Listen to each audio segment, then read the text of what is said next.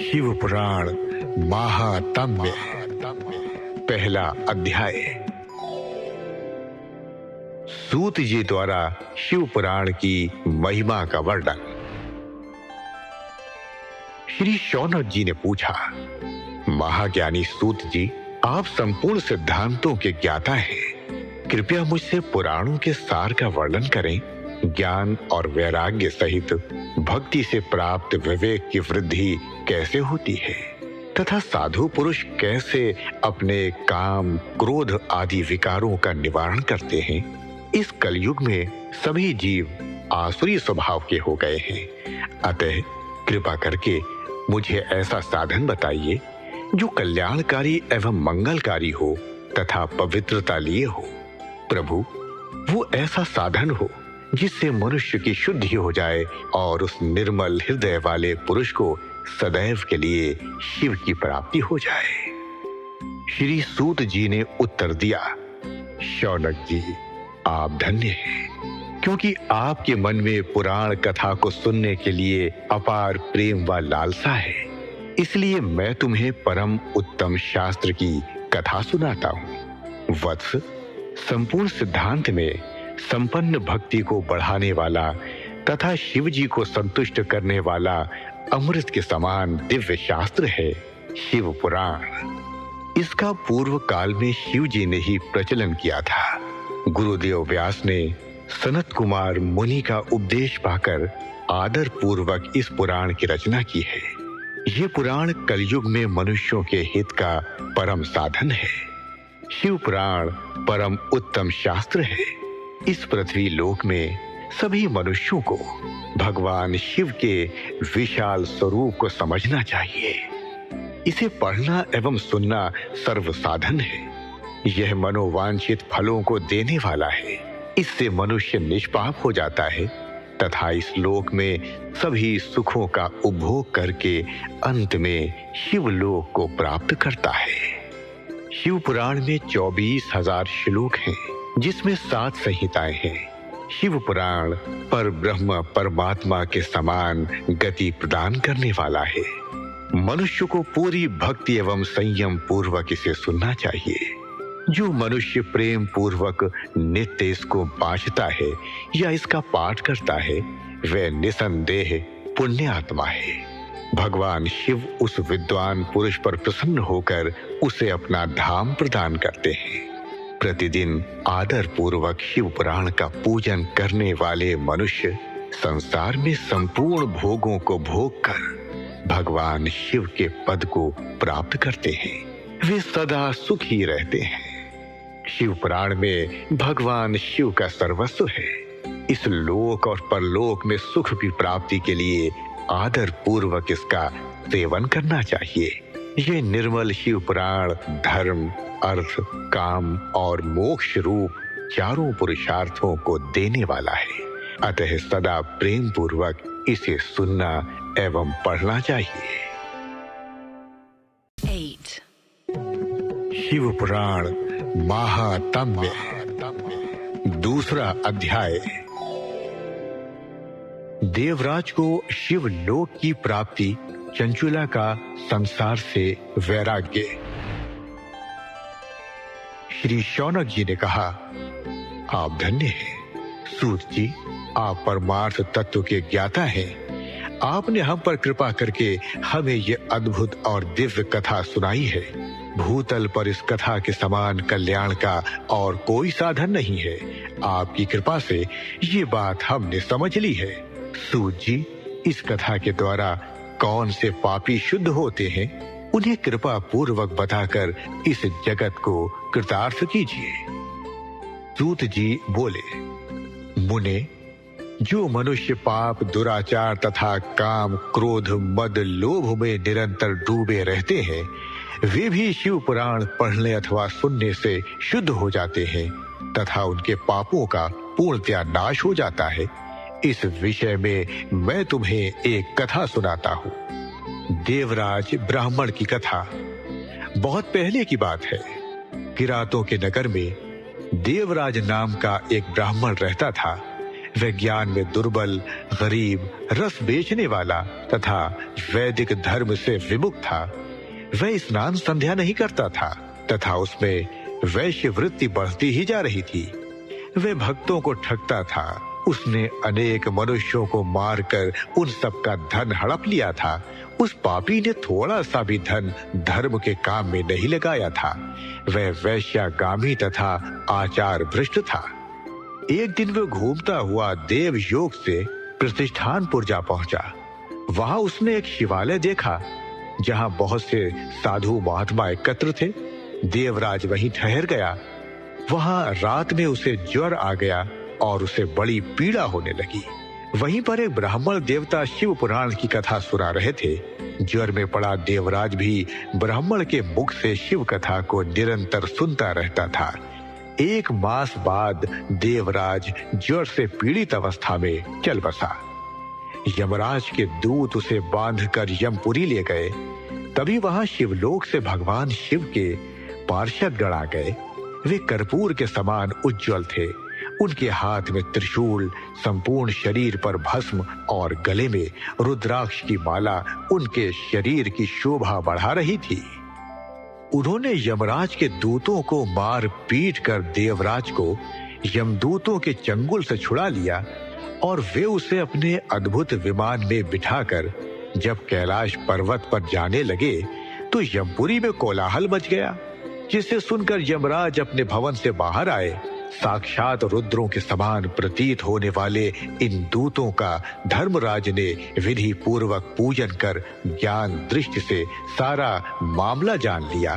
तत्पश्चात शिवदूत देवराज को लेकर कैलाश चले गए और वहां पहुंचकर उन्होंने ब्राह्मण को करुणावतार भगवान शिव के हाथों में सौंप दिया। शौनक जी ने कहा, भगवान सूत जी, आप सर्वज्ञ हैं। आपके कृपा प्रसाद से मैं कृतार्थ हुआ। इस इतिहास को सुनकर मेरा मन आनंदित हो गया है। अतः भगवान शिव में प्रेम बढ़ाने वाली दूसरी कथा भी कहिए। 8. शिव पुराण महात्म्य, 3रा अध्याय। बिंदुक ब्राह्मण की कथा।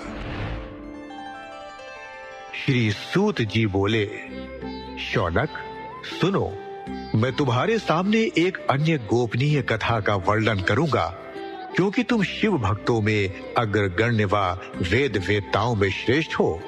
समुद्र के निकटवर्ती प्रदेश में वाशकल नामक गांव है, जहां वैदिक धर्म से विमुख महापापी मनुष्य रहते हैं। वे सभी दुष्ट हैं एवं उनका मन दूषित विषय भोगों में ही लगा रहता है। वे देवताओं एवं भाग्य पर विश्वास नहीं करते। वे सभी कुटिल वृत्ति वाले हैं, किसानी करते हैं और विभिन्न प्रकार के अस्त्र शस्त्र रखते हैं। वे व्यभिचारी हैं। वे इस बात से पूर्णतः अनजान हैं कि ज्ञान, वैराग्य तथा सद्धर्म ही मनुष्य के लिए परम पुरुषार्थ है। वे सभी पशु बुद्धि हैं। अन्य समुदाय के लोग भी उन्हीं की तरह बुरे विचार रखने वाले धर्म से विमुख हैं। वे नित्य कुकर्म में लगे रहते हैं एवं सदा विषय भोगों में डूबे रहते हैं। वहां की स्त्रियां भी बुरे स्वभाव की, स्वेच्छाचारणी, पाप में डूबी, कुटिल सोच वाली हैं और व्यभिचारिणी हैं। वे सभी सद्व्यवहार तथा सदाचार से सर्वथा शून्य हैं। वहां सिर्फ दुष्टों का निवास है। वाशकल नामक गांव में बिंदुक नाम का एक ब्राह्मण रहता था। वह अधर्मी, दुरात्मा एवं महापापी था। उसकी स्त्री बहुत सुंदर थी। उसका नाम चंचुला था। वह सदा उत्तम धर्म का पालन करती थी, परंतु बिंदुक वैश्यागामी था। इस तरह कुकर्म करते हुए बहुत समय व्यतीत हो गया। उसकी स्त्री काम से पीड़ित होने पर भी स्वधर्म नाश के भय से क्लेश सहकर भी काफी समय तक धर्म भ्रष्ट नहीं हुई, परंतु आगे चलकर वह भी अपने दुराचारी पति के आचरण से प्रभावित होकर दुराचारणी और अपने धर्म से विमुख हो गई। इस तरह दुराचार में डूबे हुए उन पति पत्नी का बहुत सा समय व्यर्थ बीत गया। वैश्यागामी, दूषित बुद्धि वाला वह दुष्ट ब्राह्मण बिंदुक समय अनुसार मृत्यु को प्राप्त हो नरक में चला गया। बहुत दिनों तक नरक के दुखों को भोग कर वह मूढ़ बुद्धि पापी विंध्य पर्वत पर भयंकर पिशाच हुआ। इधर उस दुराचारी बिंदुक के मर जाने पर वह चंचुला नामक स्त्री बहुत समय तक पुत्रों के साथ अपने घर में रहती रही। पति की मृत्यु के बाद वह भी अपने धर्म से गिरकर परपुरुषों का संग करने लगी थी। सतियां विपत्ति में भी अपने धर्म का पालन करना नहीं छोड़ती। यही तो तप है। तप कठिन तो होता है, लेकिन इसका फल मीठा होता है। विषयी इस सत्य को नहीं जानता, इसीलिए वह विषयों के विष फल का स्वाद लेते हुए भोग करता है। एक दिन देव योग से किसी पुण्य पर्व के आने पर वह अपने भाई बंधुओं के साथ गोकर्ण क्षेत्र में गई। उसने तीर्थ के जल में स्नान किया एवं बंधुजनों के साथ यत्र तत्र घूमने लगी। घूमते घूमते वह एक देव मंदिर में गई। वहां उसने एक ब्राह्मण के मुख से भगवान शिव की परम पवित्र एवं मंगलकारी कथा सुनी। कथावाचक ब्राह्मण कह रहे थे कि जो स्त्रियां व्यभिचार करती हैं, वे मरने के बाद जब यमलोक जाती हैं, तब यमराज के दूत उन्हें इस तरह से यंत्रणा देते हैं। वे उसके कामांगों को तप्त लौह दंडों से दागते हैं, तप्त लौह के पुरुष से उसका संसर्ग कराते हैं। ये सारे दंड इतनी वेदना देने वाले होते हैं कि जीव पुकार पुकार कर कहता है कि अब वो ऐसा नहीं करेगा, लेकिन यमदूत उसे छोड़ते नहीं। कर्मों का फल तो सभी को भोगना पड़ता है। देव, ऋषि, मनुष्य सभी इससे बंधे हुए हैं। ब्राह्मण के मुख से ये वैराग्य बढ़ाने वाली कथा सुनकर चंचुला भय से व्याकुल हो गई। कथा समाप्त होने पर सभी लोग वहां से चले गए। तब कथा बांचने वाले ब्राह्मण देवता से चंचुला ने कहा, हे ब्राह्मण, धर्म को न जानने के कारण मेरे द्वारा बहुत बड़ा दुराचार हुआ है। स्वामी, मेरा उद्धार कीजिए। आपके प्रवचन को सुनकर मुझे संसार से वैराग्य हो गया है। मुझ मूढ़ चित्त वाली पापिनी को धिक्कार है। मैं निंदा के योग्य हूँ। मैं बुरे विषयों में फंसकर अपने धर्म से विमुख हो गई थी। कौन मुझ जैसी कुमार्ग में तन लगाने वाली पापिनी का साथ देगा? जब यमदूत मेरे गले में फंदा डालकर मुझे बांध कर ले जाएंगे और नरक में मेरे शरीर के टुकड़े करेंगे, तब मैं कैसे उन महायातनाओं को सहन कर पाऊंगी? मैं सब प्रकार से नष्ट हो गई हूँ, क्योंकि अभी तक मैं हर तरह से पाप में डूबी रही हूँ। हे ब्राह्मण, आप मेरे गुरु हैं, आप ही मेरे माता पिता हैं। मैं आपकी शरण में आई हूँ। मुझ अबला का अब आप ही उद्धार कीजिए। सूत जी कहते हैं, शौनक इस प्रकार विलाप करती हुई चंचुला ब्राह्मण देवता के चरणों में गिर पड़ी। तब ब्राह्मण ने उसे कृपा पूर्वक उठाया और इस प्रकार कहा, चंचुला की शिव कथा सुनने में रुचि और शिवलोक गमन। ब्राह्मण बोले, नारी, तुम सौभाग्यशाली हो जो भगवान शंकर की कृपा से तुमने वैराग्य पूर्ण शिव पुराण की कथा सुनकर समय से अपनी गलती का एहसास कर लिया है। तुम डरो मत और भगवान शिव की शरण में जाओ। उनकी परम कृपा से तुम्हारे सभी पाप नष्ट हो जाएंगे। मैं तुम्हें भगवान शिव की कथा सहित वह मार्ग बताऊंगा जिसके द्वारा तुम्हें सुख देने वाली उत्तम गति प्राप्त होगी। शिव कथा सुनने से तुम्हारी बुद्धि शुद्ध हो गई है और तुम्हें पश्चाताप हुआ है तथा मन में वैराग्य उत्पन्न हुआ है। पश्चाताप ही पाप करने वाले पापियों के लिए सबसे बड़ा प्रायश्चित है। पश्चाताप ही पापों का शोधक है। इससे ही पापों की शुद्धि होती है। सत्पुरुषों के अनुसार पापों की शुद्धि के लिए प्रायश्चित पश्चाताप से ही संपन्न होता है। जो मनुष्य अपने कुकर्म के लिए पश्चाताप नहीं करता, वह उत्तम गति प्राप्त नहीं करता, परंतु जिसे अपने कुकृत्य पर हार्दिक पश्चाताप होता है, वह अवश्य उत्तम गति का भागीदार होता है। इसमें कोई शक नहीं है। शिव पुराण की कथा सुनने से चित्त की शुद्धि एवं मन निर्मल हो जाता है। शुद्ध चित्त में ही भगवान शिव व पार्वती का वास होता है। वह शुद्धात्मा पुरुष सदा शिव के पद को प्राप्त होता है। इस कथा का श्रवण सभी मनुष्यों के लिए कल्याणकारी है, अतः इसकी आराधना व सेवा करनी चाहिए।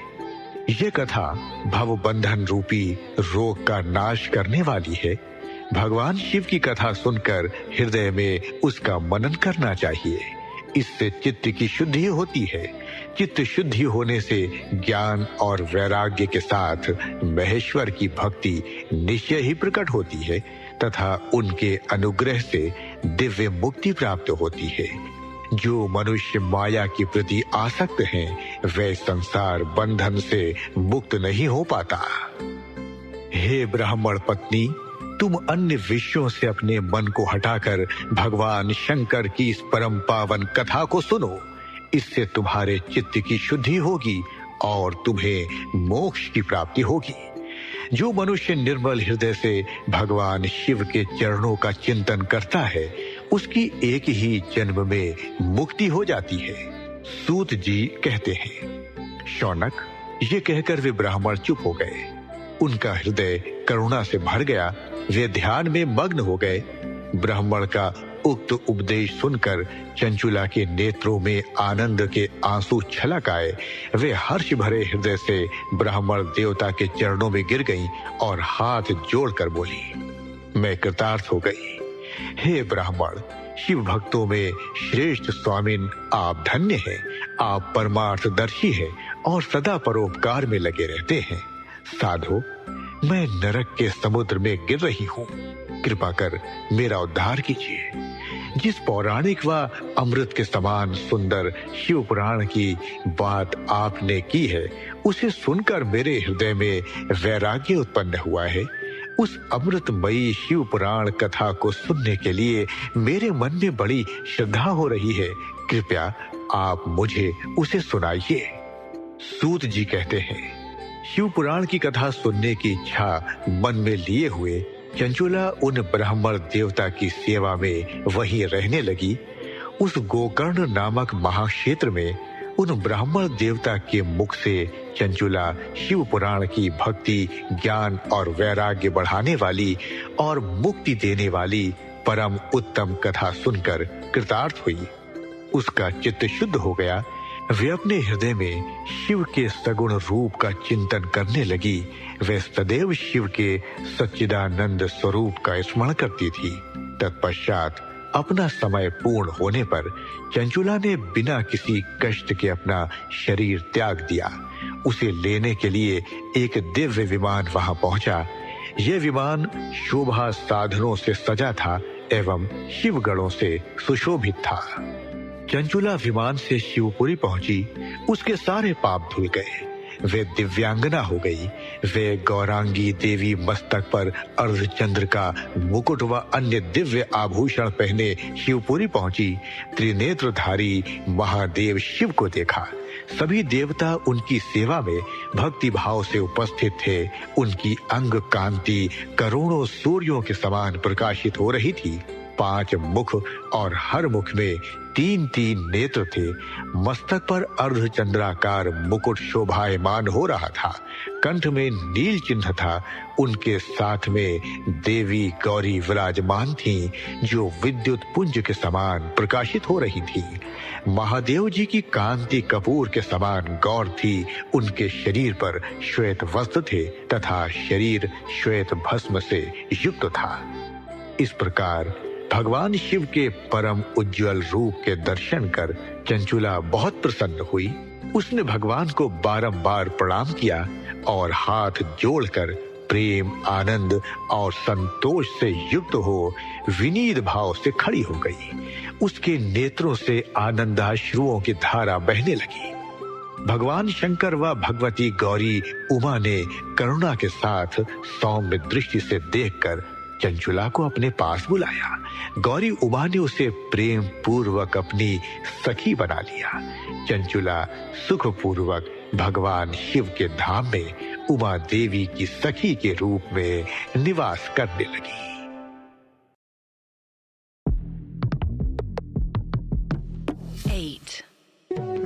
शिव पुराण महात्म्य।